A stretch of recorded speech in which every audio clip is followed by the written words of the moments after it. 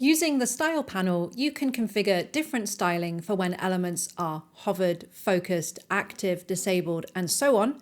Create different styles for elements based on the browser viewport height and width, and control the appearance of a specific part of that element, such as the first letter or first line. In Nordcraft, we call these style variants. If you're familiar with CSS terminology, style variants allow you to configure pseudo-classes, pseudo-elements, and media queries. Let's first take a look at pseudo-classes. Pseudo-classes allow you to style elements based on information outside of the raw HTML markup, such as user interaction or information stored in the browser. In CSS syntax, pseudo-elements are identified by a single colon followed by the pseudo-class name. You can use pseudo-classes to style an element based on its state. You might often see links you visited on a web page appear as a different color, such as in search engines. This is achieved by targeting the visited pseudo-class of an anchor tag in CSS and styling it differently. Let's look at how to recreate this. To change the appearance of visited links on your websites, select an anchor tag element, view the Style panel by clicking on the Styling tab or pressing S on your keyboard, and click the plus button next to Style at the top right. Here you'll see a dialog containing all of the style variant options available. Expand the pseudo-classes section and check Visited. You'll notice that under Default, you now have a style variant named :visited. Now, with the visited style variant selected, you can configure different styles below, such as by changing the color, underline, or anything else of those visited links. Switch between the default style and your configured variant to see a live preview of the styles on the canvas. As well as being affected by browser information such as whether a link has been visited, pseudo-classes are also added or removed by user actions on a page, such as hovering over or focusing elements via keyboard navigation.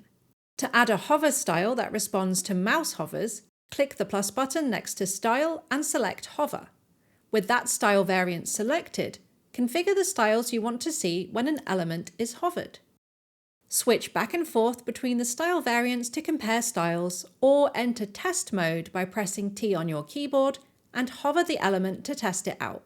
For extra design flair, add a transition to your default variant so that your style variants transition smoothly between states. The pseudo-classes you need to use will vary by HTML element, but a good thing to keep in mind is that if you're adding interactive elements to your page, such as buttons and links, think about how to show your users that these elements are being interacted with, either with a mouse via hover, a keyboard via focus visible, or you can use the active pseudo class to indicate when an element is being interacted with, which is often useful on touch devices such as mobile phones. Now let's move on to pseudo-elements. Pseudo-elements allow you to use CSS to style a specific part of an HTML element and are accessed by a double colon followed by the selector in CSS syntax. Pseudo-elements are not manually added to a web page as HTML elements, but instead are created by CSS. This means you won't see pseudo-elements in the HTML element tree in the editor in the left panel. For example, article-based websites sometimes use the drop caps convention taken from physical print media, which uses a very large single letter to mark the start of a block of text. In CSS, you can target the first letter of a block of text using the first letter pseudo-element. To try this out, create a paragraph element and add some text. View the Style panel and click the plus button at the top right next to Style. At the bottom of the dialog, find the pseudo-element section, click the drop-down and choose First Letter. You can then style the first letter of the block of text independently from the rest. Unlike pseudo-classes, which rely on the state of an element, pseudo-element styles are in addition to the default styles.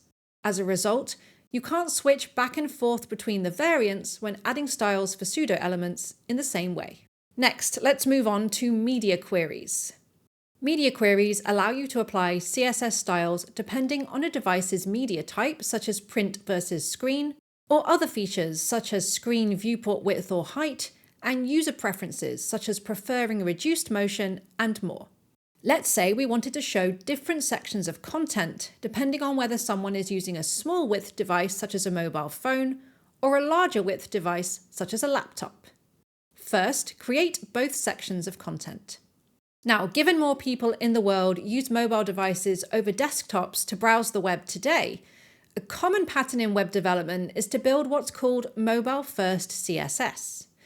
This means that by default, we show mobile content and hide it at larger viewport widths, and do the opposite for content more suited to a laptop or desktop experience. To hide this mobile content on device widths larger than, say, 768 pixels, add a new style variant, find viewport width, find the above field, and enter 768 pixels. Then, with the new style variant selected, choose Display None. As you resize the canvas, you'll see that section disappear when the width of the canvas reaches 768 pixels. You can also use the keyboard shortcut buttons 1 to 5 to resize the canvas. For the desktop content section, set Display None on the default variant. Then add a new style variant with the same value of 768 pixels in the above field in the viewport width section.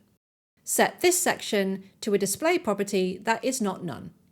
Then when you resize the canvas, you'll see the section switch when it reaches a width of 768 pixels. For more advanced use cases, you can also combine multiple pseudo-classes and media queries when you need to, and the combined values will show on the style variant selector. Now, take some time to experiment with style variants, including configuring hover and focus visible styles, before moving on to the next lesson in the course.